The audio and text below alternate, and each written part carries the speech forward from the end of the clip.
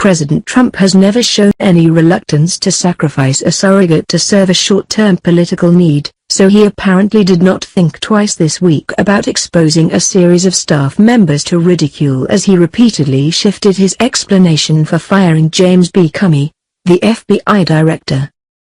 Mr. Trump, obsessed with the FBI's investigation into Russia's meddling in the 2016 election and increasingly frustrated by the hyper-scrutiny of the Washington press corps, is more in need of effective spokesmen than ever, and aides say he is considering a broad shake-up of his team. But his career-long habit of viewing his public protectors as somewhat disposable, on vivid display after Mr. Comey's sudden ouster, has not exactly been an incentive to step into the firing line on his behalf. After the Access Hollywood scandal, Mr. Trump raged at Rudolph W. Giuliani, the former mayor of New York, for going on TV to defend him, arguing that he wanted to attack Hillary Clinton, not play defense. Corey Lewandowski, Mr. Trump's 2016 campaign manager until he fired him, repeatedly groused to friends that he was forced to absorb all of the criticism from the campaign's practice of confining reporters at rallies in small pens. Mr. Trump, he told two people close to him, had ordered him to do it, but placed the blame on Mr. Lewandowski when reporters complained about it. Continue reading the main story. The firestorm touched off by the Comey firing has only reinforced the lesson Mr. Trump has usually taken away from past crises, that only one person was truly capable of defending him, the man in the mirror. It would be a good idea to end the daily news briefing, he told a Fox News host on Friday, suggesting that he was considering hosting his own news conferences every 2 weeks or so. Trump is putting a lot on the backs of his spokespeople, while simultaneously cutting their legs out from underneath them, said Alex Conant, a Republican strategist and a former advisor to Senator Marco Rubio, Republican of Florida. There is nothing more discouraging or embarrassing for a spokesman than to have your boss contradict you. In political communications, you're only as good as your credibility. The view that the communications dysfunction begins at the top of the White House organizational chart is bipartisan. The most hazardous duty in Washington these days is that of Trump's surrogate because the president constantly undercuts the statements of his own people, said David Axelrod, a communications and messaging advisor to President Barack Obama. You wind up looking like a liar or a fool, neither of which is particularly attractive. Over the past few days, Mr. Trump deployed his two top aides, his press secretary, Sean Spicer, and Sarah Huckabee Sanders, a top deputy, to deliver dubious or false information about his decision-making process. He asked Deputy Attorney General Rod J. Rosenstein to draft a letter documenting Mr. Comey's shortcomings to leave the impression that it was Mr. Rosenstein's judgment and not his own that led to the dismissal, an idea that was reinforced by Vice President Mike Pence, who was part of the small group of advisers who planned Mr. Comey's ouster in near secrecy. On Thursday, Mr. Trump himself vaporized every version of the Comey story his defenders, including Mr. Pence, had labored so earnestly to put forward. I was going to fire Comey, my decision. There is no good time to do it, by the way, Trump told the NBC nightly news anchor Lester Holt.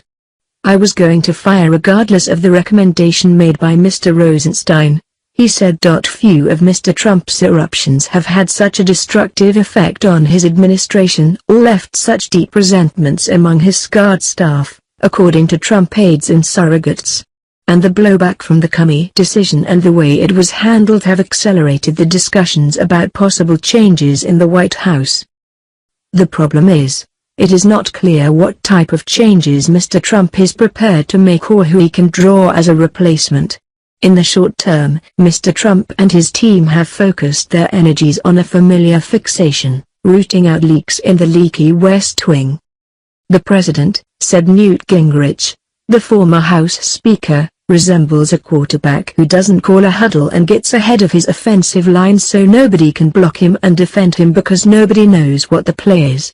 Mr. Gingrich, a friend and frequent surrogate for the president, said the go-it-alone approach worked brilliantly for him as an entrepreneur, and it worked pretty well for him as a candidate.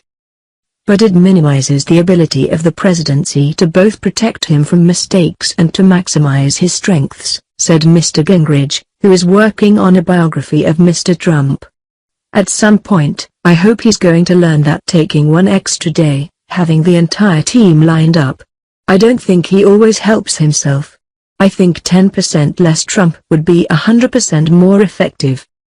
For his part, the president's mood, according to people close to him, alternates between grim frustration with Washington and his news coverage, and a belief that his own political capital is regenerative. Mr. Trump saw that running against strong headwinds in the campaign worked for him, and he has frequently reverted to that playbook. On Friday, Mr. Trump unleashed a barrage of bellicose Twitter posts on the Comey firing, but the first had a whisper of contrition, a backhanded admission that he had sent his team out to defend him with flawed, inaccurate and easily debunked information. As a very active president with lots of things happening, it is not possible for my surrogates to stand at podium with perfect accuracy. He wrote early Friday. In private, however, Mr. Trump was not in a mea culpa mood. He was still raging over what he viewed as Mr. Comey's witch hunt against him, and blaming the bipartisan condemnation of his action on the failures of his embattled and overworked communications team. Mr. Trump is growing increasingly dissatisfied with the performance of his chief of staff, Reince Priebus, the communications director, Michael Dubke, and Mr. Spicer, a Priebus ally, according to a half-dozen West Wing officials who said the president was considering the most far-reaching shake-up of his already tumultuous term. He has been especially critical of Mr. Spicer, they said, openly musing about replacing him and telling people in his circle that he kept his own press secretary out of the loop in dismissing Mr. Comey until the last possible moment because he feared that the communications staff would leak the news. Mr. Spicer's blustery style mimics Mr. Trump's, but people close to both men said he has not developed an especially close relationship with the president and has failed to use the self-protective tools that savvier Trump aides have adopted. That seems to be changing. On Friday, Mr. Spicer prefaced much of what he said at the daily briefing with, the president's statement. And while Mr. Trump has raised the Fox News host Kimberly Guilfoyle to allies as a possible press secretary, he has spent several hours with Mr. Spicer this week, praising his television ratings during the briefings. Those who have managed to stay in Mr. Trump's orbit over a period of time have developed unique adaptation skills.